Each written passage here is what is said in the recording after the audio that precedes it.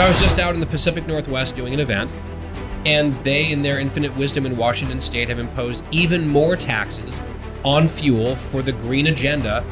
And I drove past a gas station, looked at the number, I was like, oh my God, it's fairly high where I live. That was way higher. And you sit and you think, okay, if you're a working person living in Washington state and you have to commute to work, and the way that you have to get to work is in your fuel-consuming car, all the wonderful pie-in-the-sky rhetoric, and they of course lied about what the outcomes would be, and it's not going to raise the cost of gasoline. It explicitly did, and the people who can afford it least are getting hit hardest. Yeah. And then the people in charge of those policies sit around and pat themselves on the back and congratulate themselves on how progressive they are. Americans are capable of achieving extraordinary things when they have the freedom and opportunity to do so. This is American Potential. And here's your host, Jeff Crank. Well, welcome to another episode of American Potential. Thanks for being with us. You know, as the 2024 presidential election cycle heats up, Republican candidates are preparing for their second debate that's being held at the Ronald Reagan Presidential Library in California. Now, one issue that's affecting people's household budgets, of course, is inflation. And I want to share a quote from President Reagan about inflation. He said, "The very word inflation leads us to think of it as just high prices. Then, of course, we resent the person who puts on the price tags, forgetting that he or she is also a victim of inflation. Inflation is not just high prices, it's a reduction in the value of our money." So besides inflation, what are some of the other issues that voters want to hear of the candidates speaking about? And I want to welcome to the podcast Guy Benson and Mary Katharine Ham, who are Americans for Prosperity Advisory Council members and also news contributors. Mary Katharine, Guy, thanks for being here. Thank you for having us. This is great. Yeah. Well, first of all, we've got this big debate coming up. It's the second Republican presidential debate. You all were at some watch parties with activists at the first debate. What did you learn were kind of the issues that they thought were important, that activists felt like they cared about? Well, I think first and foremost, everyone in the room to some extent has been impacted by inflation, which you were just talking about, the great quote from the former president. And there's now, I think, a broad consensus in the country that it didn't have to be this bad. You can say there are certain elements of it and contributing factors that are beyond any politician's control, but there was a party in power in Washington, D.C., a ruling party that decided, despite the warnings of economists, including some of their own aligned economists, we're just going to spend trillions and trillions of dollars to get our agenda through. And it doesn't matter what the consequences might be. And plus, that's probably all overblown and it'll be transitory anyway, right? And then it hasn't been. So that was, the economy was the number one issue. And then the activists are people who care, of course, about the political process as well. So there was a lot of discussion about, okay, not just who won and lost the night, but who could potentially mount a challenge against the front runner in the Republican Party, who could maybe win an election. And it was a really, I wouldn't say rowdy, but spirited group of conservative activists and voters in such an important state. I mean, Wisconsin is, if not the bellwether, it is a bellwether. And we could maybe get into what some of their reaction was, but there was a lot of energy and passion in the room because I think a lot of people do get the sense correctly that the stakes are very high, not just for the election in general, because they always tell us every 2 years, the most important one ever. That's not usually the case. It may not even be the case this next time, but it just feels like we're at a moment in the country where the stakes feel high, where we're either going to get back on track and be America, or we're going to slouch into something different. And I think there's just this in our bones worry among a lot of Americans, especially center right, that we're at a tipping point. And that's why I think there's a degree of trepidation and engagement right now. So before I go to Mary Katharine, you said something interesting, and I think it'll resonate with a lot of people. Are we going to be America? And to me, that's essentially what this election seems to be about. Are we going to continue to be this great country that we have been all of these years? And I mean, is that ultimately what this is about? It could be. I mean, the other thing is, if you look at polling, and by the way, anything that I say that's political or partisan is me speaking for me, not for AFP. Just want to make that very clear. The choices are not good. The likeliest choices on both sides are not good. That's not my opinion, although it is. It is also my opinion. But that is the opinion of 60 to 70% of the country based on polling. So it's hard to have a clarifying what is America going to be election when you potentially have a candidate on each side in the major parties that is widely disliked by the majority of the country. Right. So I wish we could have a meaningful, clarifying election about ideas and issues. I'm not sure if that's what we're going to get. I hope that we do, but I'm not sure that we will. Okay. Mary Katharine, your thoughts on what's important to activists? Well, you called it the big debate, Yeah. and it is big, rightly, both in hype and expectations and people who are going to be paying attention. But on the upside, it's slightly less big in number of participants, which is part of what we Right. need, right? Look, I enjoyed the last debate quite a bit, more than I thought I would. And it was because I thought without the presumptive, semi-presumptive nominee and frontrunner taking up a lot of oxygen in the room, there was a lot of room for the conversation to breathe. We got a lot of differences of opinion from these folks who have been leaders, who have a record in government, and it was nice to hear them talk. So I anticipate some of that again with a little bit more room to breathe because there will be fewer people. Now, the question is whether we're getting to few enough people fast enough, right? And one of the issues with that is that a lot of the people who are lower in the polls have plenty of money, so they can stick around and do this. I do think in our experience in Wisconsin, one of the things that activists tracked, I think maybe earlier than we did, was the uptick we saw for Nikki Haley, where particularly with women in the room, if I remember correctly, Definitely. There was a positive reaction to her. And I think you saw that in the polling. And that's interesting because if she can continue that momentum, that of course matters a lot. When it comes to inflation, which I think is what, and the economy and what is obviously on people's minds and their pocketbooks and at their kitchen tables, it's a real opportunity for GOP candidates because Trump has a record on this that he could talk about, but he's often talking about himself and his legal woes instead. The Democrats are saying, don't believe your lying eyes. This isn't really affecting you. You're totally fine. You have some weird gut feeling that is not really what the economy is. When in fact, we've climbed Mount Everest of inflation and we're down at base camp, maybe falling a little bit. But they're like, you're at the beach. Everything's great. You can't tell people they're at the beach when they're at base camp. Like that's not where they are. They're freezing. And so GOP candidates who are not Trump have an opportunity to talk about that. And I don't think they take it often enough. And I don't think they personalize it often enough. Telling people, like speaking to the fact that people are paying some $700 a month, according to one national economist, more than 2 years ago per month for just staples. Yeah. And so I think connecting with that in a personal way can really matter to people and give you a little bit of a leg up, but you don't hear it that often. It's amazing to me that this administration has decided to basically take the term Bidenomics and tattoo it across the president's forehead. This will be great. I mean, they're like, yep, we're going to say that Bidenomics is working. And if you look at any of the polling that we've seen just in recent days, the American people passionately disagree. And the spin is basically like, oh, well, they're just getting duped by propaganda. They're wrong. No, they're just seeing how much money is going out the door and how much money is coming in the door on a monthly basis. One other quick point about Wisconsin, because we were in that group watching the debate and then did like some Q&A afterwards, I worked the room and chatted with a lot of people. The big takeaways that I had from the AFP activists, the conservative voters at that event were, number one, Ron DeSantis did well. Number two, Nikki Haley really helped herself. Number three, Vivek Ramaswamy was polarizing. And number four, the Trump supporters in the room did not change their minds at all. So, that seems important. Yeah. I mean, all four of those things I thought were my biggest takeaways from reading the room. I went on Fox News and Fox Business the next day, relaying exactly that report about what I had gathered rather from these activists. And then you wait a couple days, a week, and the polling reflected exactly that. That was a microcosm in that room of how a lot of voters were feeling. So the people at that watch party helped me look smart on TV. So I was very grateful for that. Yes. Thank you, AFP activists. Yes.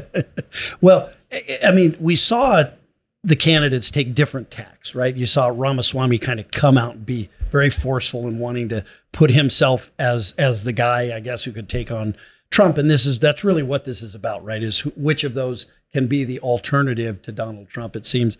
But do you see any of them changing tactics, Mary Katharine? Any of them changing tactics in the second debate? My gut, speaking of guts, says if you want to be the man, you got to beat the man.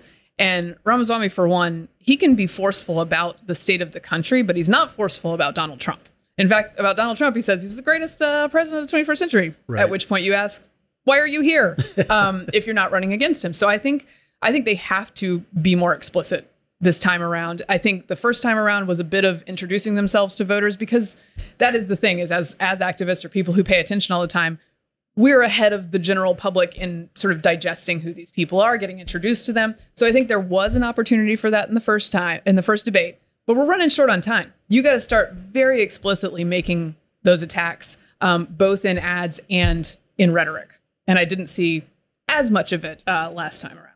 Yeah. What do you think some of the best moments will be, or the best topics out there? Oh, I'm fascinated to see what topics they cover, because to my knowledge, none of the moderators of this debate have moderated before. Mm-hmm. Unlike Brett and Martha last time, this is the first spin, definitely for Dana Perino, who's a friend, and Stuart Varney. And then there's a colleague from Univision who will be joining, co-sponsoring the debate.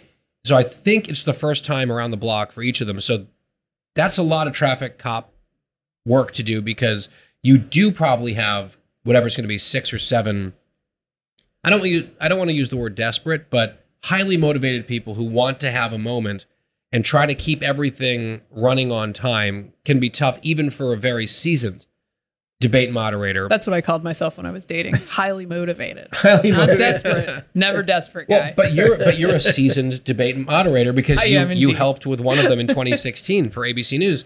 So I think it's a lot. I think standing on that stage in that space, the Reagan Library, is very special. When we wrote a book together years ago, we did a book event, and it kind of took your breath away being there with your book in this moment, like, wow, this is cool. So I think sort of the shadow of traditional conservatism will be so cast in a good way, hopefully, over the proceedings. You asked who needs to have a moment, or I think Tim Scott needs to do something, because I really like him. I think he's a great guy. Thrilled that he's in the Senate. Very likable person with an incredible story to tell. I've seen him really light up a room full of conservatives. The debate stage was not his element. At least it didn't feel that way first time around. I think he's going to be looking to change that this time. And then you'll see, do some of the residual grievances from the last one spill into this one, which is totally possible. Like, there was some bad blood there with Vivek and several people. Yeah. What does Ron DeSantis do? I think it's been presumed for a while that he is the likeliest alternative that people would rally around, but he's lost some altitude in the polling. He's now all in on Iowa. What does that look like? Does he try to kind of remind people, no, actually, hey guys, it's going to be me. It's not going to be Trump. It's going to be me. And here's why. It's a very tough balancing act for some of these folks. So you think Tim Scott has to kind of make a move in this one? Yeah, because he was, what you think? I don't want to call him a potted plant, because that's too disparaging from last time, but can you think of a moment? Can you think of anything that he really knew? There wasn't one in that last debate, and I think part of the reason is that his style is more oratory and soaring, and I'm going to tell you a story, and you can't do that on a stage with more than 5 people. Right, the bell dings. And you don't have time for that. That's actually one thing. He's like, whoa, that was fast. Yeah. Or that he's like, I'm just a boy from the South who speaks slowly. I think that's what he said about himself. So they've probably done some more prep. I don't know. I'm interested to see if there will be, what will happen in a foreign policy discussion if they get into that. I would like to see a lot of economics, first of all. But because the UN General Assembly, we're just coming off of that, because there is this divide in the Republican Party between a more traditional conservatism on that front and new ideas, or more isolationist ideas. And Zelensky was just in town. I do think there's potential for that to be interesting. And I was surprised in the last debate that one of Nikki Haley's best moments and one of the most notable moments of the entire debate had to do with foreign policy, which it's not normally the thing that you're bringing fire with on the debate stage for normal voters, but people responded to it. So I'm interested to see what we get into on that front as well. And the border crisis is a total catastrophe right now, more so than it has been even in a while, which is truly saying something, that'll almost certainly come up. But again, there's so much noise out there around the border, hugely important issue, foreign policy, hugely important issue, set, abortion, what have you. The number one issue to voters is the economy. Yeah. And so even if the questions are asked on other subjects, you got to bring it back to the economy and how you're going to make people's lives better. And I think some people have a very strong case to make, not just saying, theoretically, I would do X, Y, and Z, but saying, I have done the things, and look at the results in my state. And you can fill in the blank on some of those states. Obviously, I think DeSantis has a great story to tell in Florida. He told some of it at the last debate, which is why he had a good night. But you know what? I'm sorry. I was saying, when it's a race currently for second place, there's only so much you can achieve. You know what will also be an interesting contrast is that because we know that Trump will be visiting UAW workers, right, there is another split in the party between a more traditional conservative right to work, free market economics position and a more pro-labor position, which Trump is embodying by going and standing in that place. So it'll be interesting to see how these candidates go after him for that, because there's a real case to be made that, guess what? The big three don't really exist anymore if you give the UAW the things that it wants. So right. you're in a bad position economically that way. I would love to work 4 days a week for the pay of 5 days a week after a 50% pay raise. You got to move to Europe for that. With a defined benefit pension. That sounds great. It also sounds to, I think, most American workers, with all due respect to the auto workers, like a total fantasy and completely not feasible. And I think there's probably a lane, no pun intended, for some traditional conservatives to say, yo, let's talk about basic economics again. Well, it's a classic problem, too, of government causing a problem with all these EV requirements and overregulation, and then swooping in to solve the problem as Biden's going to go stand on the picket line and demand more money for these workers who have partly been cut out of the process by the demands of the government for EVs. Oops. Yeah. Yeah, it's great. Will anybody show up for the debate with the new Senate dress code rules? I mean, maybe you think. Wow. I mean, some Carhartt on the stage. Did you see? I think it was the New York Post that dressed one of their reporters up like John Fetterman and sent him to some of the fanciest restaurants around New York to see if he could get in. He got turned away everywhere. It did not go well. Yeah. So, I mean, I know it's sort of like the buzz around D.C. I think conservatives sometimes fall into a trap of like getting really mad about little things and seeming petty. The flip side of that, though, and I made this point recently on TV, is there's the indignant response from those who want to pretend to take his side is, well, he's just representing working people. I'm like, no working person would show up in the U.S. Senate like that. What an insult to working people, point one. He's a kid of privilege, by the way. He's like a trust fund baby whose parents have subsidized his entire lifestyle. He's cosplaying as a working class person in a way that I think is like actually pretty gross. But setting any of that aside, any of those facts aside, and opinions, John McCain was tortured in a prisoner of war prison for years and had pain in his body until the day that he died. And he managed to put on a suit every day. Senator Mark Kirk, from just a few years ago, Illinois Republican, suffered a massive stroke, figured out how to put on clothes and be a U.S. senator and play by the rules.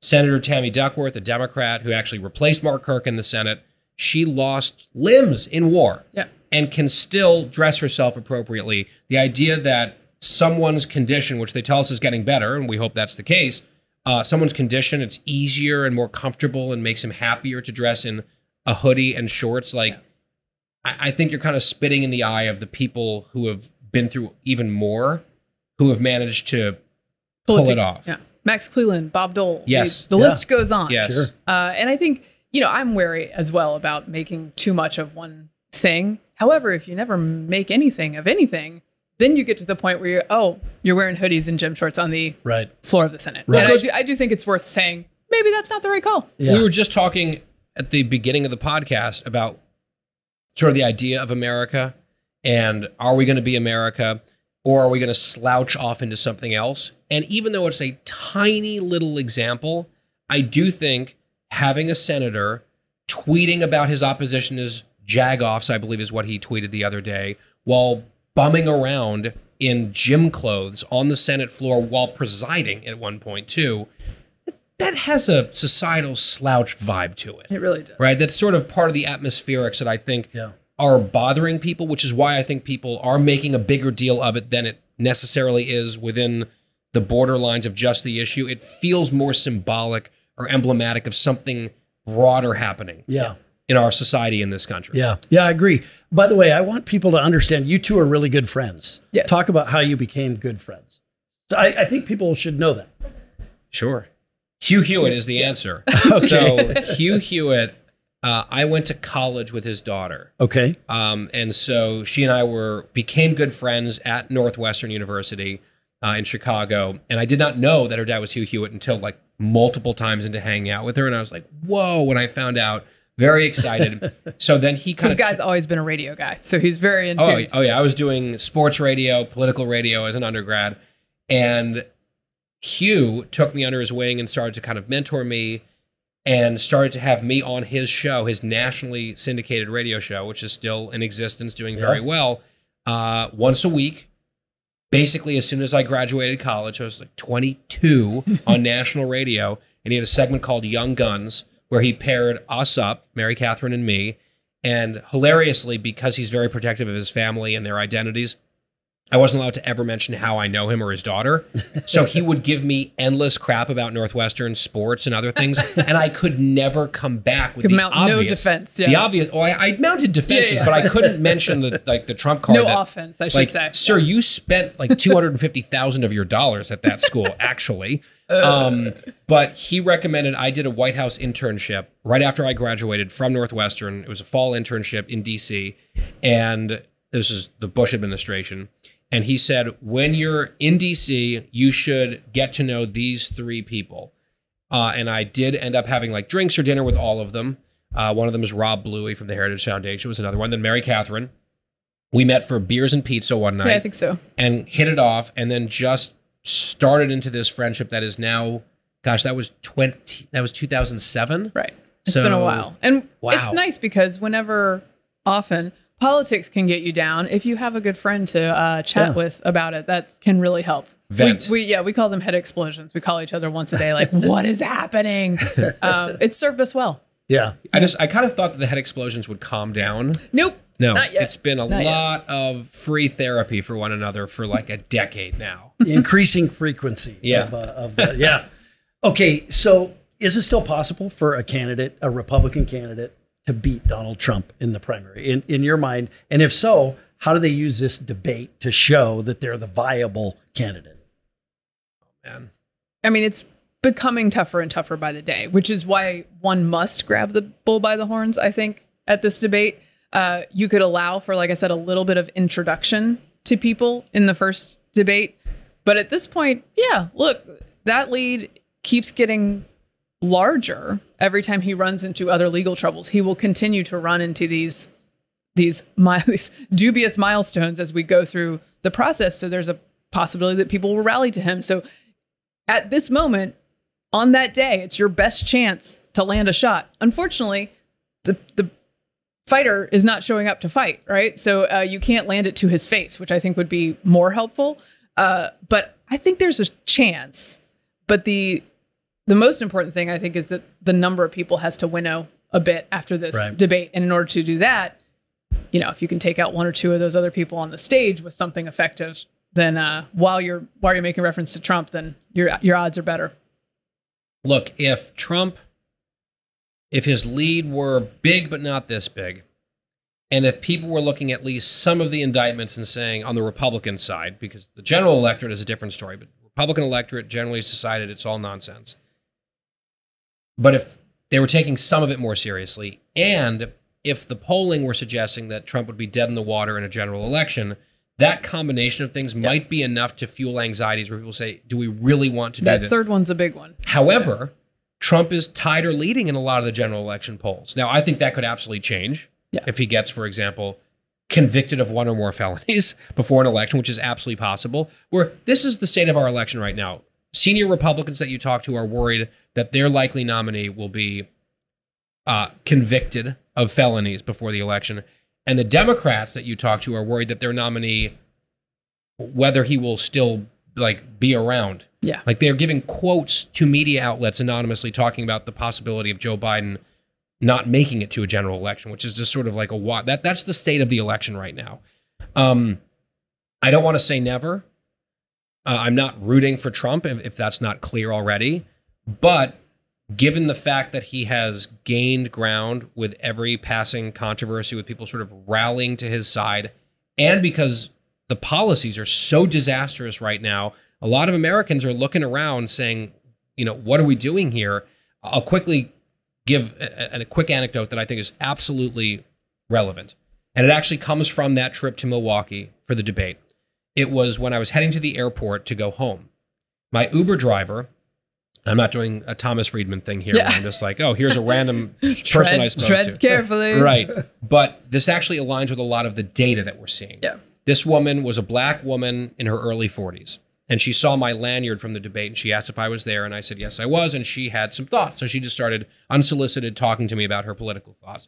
She said, you're not surprised. Look at me. I'm a Democrat. I'm like, okay. Like a black woman from Milwaukee is likely to be a Democrat. Got it. And she went off for a while about how much she can't stand Trump and January 6th is unforgivable and all this stuff. And I was just sitting there listening. And then she pivoted, and I realized a lot of that was just her sort of throat clearing to get to her next point, which was, I've been driving with Uber for years to make some extra money. It's not my main job because my mother is getting old and she needs help. Starting the day filling up my tank costs so much more now than it did when Donald Trump was president. She said, I start deeper in the hole every day, literally, because of what's happening right now. She said, I go to it was like I was watching a Republican campaign ad. She said, I go to the grocery store and I can't believe what they're charging us for chicken and all this stuff. And she actually got like a little bit misty eyed. And she said, we can't take it out here much longer.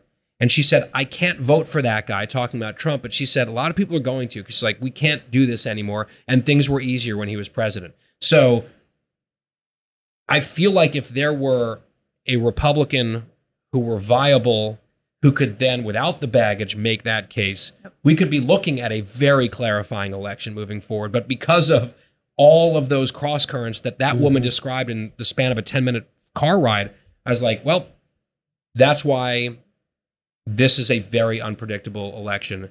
The short answer is, it is, to your actual question, I think it is possible for someone maybe to beat Trump. I think it would have to start with Ron DeSantis winning Iowa. And if that doesn't happen, I mean, I think it would just be sort of off to the races and a coronation, because a lot of people are already just talking about the general election as if it's a rematch. Yeah. Well, and I appreciate that anecdote, because I think anyone who's, look, I know I'm very cynical about politicians, and we should be, but politics is about policy, and policy serves people. So if you keep this woman in your head while you're talking about the things that you'd like to do and the reason you'd like to be president, you're on a better track to reach people. And when you reach people, they might vote for you, and then you might be able to beat the front runner. But I think too few people hold that person in their minds. And I'm glad you brought it up for that reason. Yeah, and tell that story. I mean, that's the story. It was incredible. Yeah. I almost wanted to be like, can you repeat that into this microphone so people don't think I'm making it up? Because she absolutely said it. And, you know, sometimes you see on the left people sneering at economic anxieties. Right. And like, oh, that's just a term that people use to cover their bigotry or whatever. We hear that a lot, especially in the context of Trump. Here's someone who is explicitly not a Trump voter, is definitely not going to be the bigot that you might want her to be, to dismiss her actual economic anxieties that are very real, because everything costs way too much, and she blames you because she should, and she can't help but notice sheepishly that things were better when other policies were in place. Yep. That car ride is basically the election. Does the little person on one shoulder saying January 6th, partisanship, all of that sort of thing, does that win out? Or does the other one on the shoulder saying, like, we can't take this anymore, does that win out? She might be less of a swing voter, but if she's at least questioning, there are voters that are up for grabs that would be maybe surprising to folks that might be up for grabs, because there's a lot of pain, and it's a pain that many people in our political class and our media class never, ever experienced. They understand it intellectually. They see the data. I'm not even sure that part. Yeah, in some cases they just don't. They're gleefully dismissing it at times. Yeah. And this pain is caused by bad decisions on the Yes. part of the administration. That's what's causing this. That's what's causing high gas prices and inflation. Well, and you can see in polling numbers as well that people Yeah. don't buy the pitch that this just sort of came out of nowhere. What were we it was to do? caused by It's like, Russia. well, you did like dump Right. many, many trillions of dollars into like people sort of on a gut level once again understand that that has consequences, and we are living through those consequences. Sure. And like in some places where the policies are even worse than they are nationally, the outcomes are worse. So I was just out in the Pacific Northwest doing an event, and they, in their infinite wisdom in Washington State, have imposed even more taxes on fuel for the green agenda. And I drove past a gas station, looked at the number. I was like, oh my God. And it's fairly high where I live. That was way higher. And you sit and you think, okay, if you're a working person living in Washington State and you have to commute to work, and the way that you have to get to work is in your fuel consuming car, all the wonderful pie in the sky rhetoric, and they of course lied about what the outcomes would be, and it's not going to raise the cost of gasoline. It explicitly did. And the people who can afford it least are getting hit hardest. Yeah. And then the people in charge of those policies sit around and pat themselves on the back and congratulate themselves on how progressive they are. There's a backlash to be corralled For sure. and used in an election. The question is, can the opposition party successfully do that? Because they could have and should have last year and fell well short of what could have happened. So that's the other cautionary tale. Like, oh, there's no way Republicans can't win given how mad people are. Well, Nope. Look at the midterms. It should have been different than it was. Yeah. Yeah. There is a potential here with Donald Trump not participating in the Republican primary presidential debates.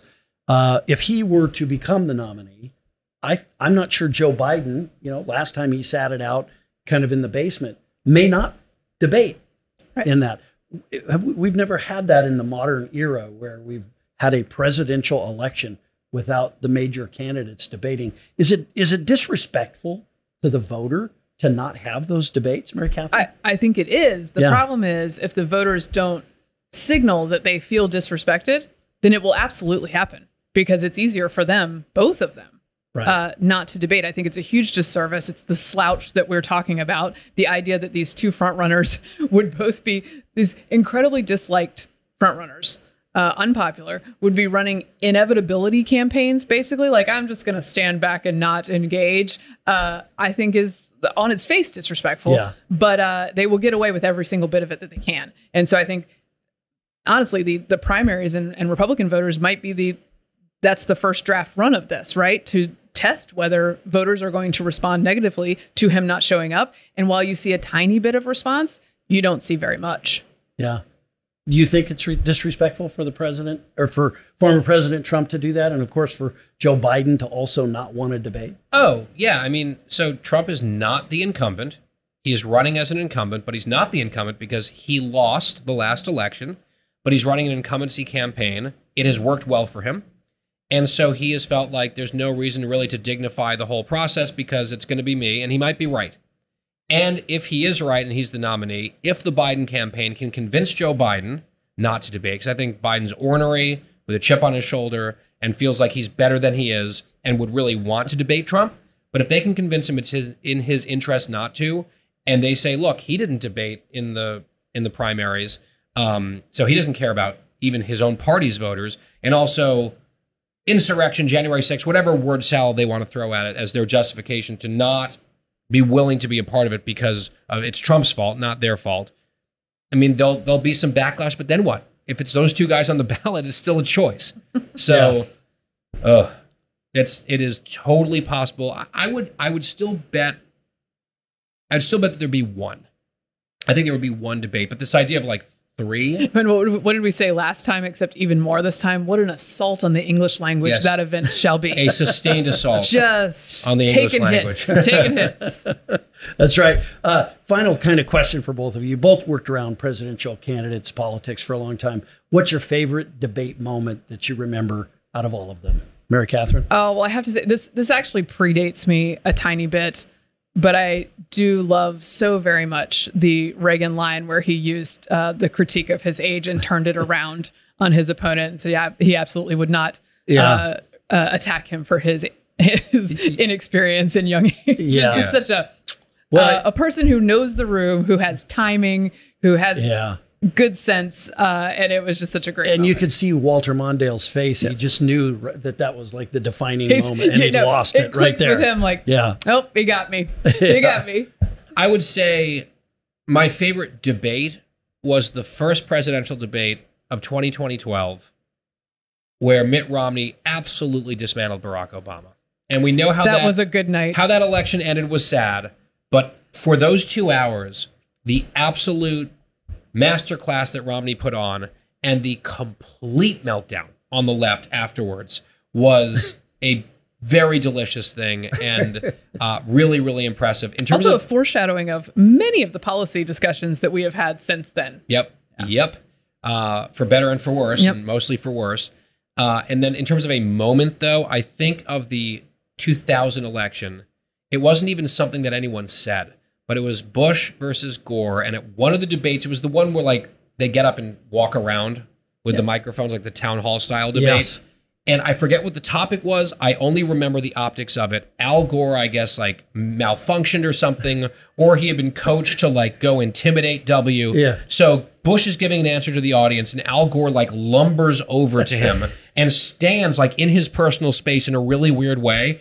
And Bush sort of sees this out of the like periphery of his vision and sort of sees there's Gore, and he turns and looks at him like, what the hell are you doing here? Doesn't say anything, looks at him with a weird quizzical look, and then gives him like a little like, what's up, bro, nod, like that was weird, and then keeps going back to his answer, and everyone burst out laughing because he didn't say a word, and it was such an awkward moment for such an awkward man already in Al Gore. And I think the likability factor is part of the reason why, even though history would have shown for various reasons that Gore might have had a chance to win, should have won, Bush won. And I don't want to read too much into a single head nod, but I still remember it 23 years later. Well, and those humorous moments always carry you a little further than other things. There was one, I believe it was that maybe in that first debate, in the very beginning of it, when they're just sort of yucking it up, where Mitt Romney said, somebody asked him how he had prepared for the debate, and he said he had abstained from alcohol for 50 some years. And it was a rare Mitt Romney joke that really landed, but that one landed. It was funny. And then also the first primary debate in 2016, there were 24 million people watching, the huge fascination with what is this Trump thing going to look like? And that question out of the gate from then my colleague at the time, Megyn Kelly, she came loaded for bear with all these comments that Trump had said about women through the years. It's like, how are you going to win women voters when you've said all these horrible things? And Trump in the moment says, but that was just Rosie. And made a Rosie O'Donnell joke in their long-standing feud. And it got a huge laugh. I was in the room. It was in Cleveland. It got such a laugh, not just from the voters in the room, but from even the media section, because it was a funny line. And it's like, okay, buckle up. And that is how that entire cycle went. That was like an opening salvo of things to come. Yeah. Well, there should be lots of entertaining moments, and I appreciate you both joining us, giving us your insights, and hopefully we'll have someone who kind of comes out of that pack as a winner, if you will, in the debate. Look forward to seeing it. We'll see. Yeah. Thanks for having us. Great. Thank you. Guy, thank you. Thanks. Mary Katharine, thank you. Well, thank you for joining us again on American Potential. And again, this is a seminal moment, really, in this Republican presidential race. And we'll see what happens. Hope you enjoy the time that you get to watch that debate. Remember, liberty and freedom, they're very precious. Always defend them. Thank you for listening to American Potential. You may listen to more stories from Americans working every day to expand freedom and opportunity in their communities by visiting AmericanPotential.com.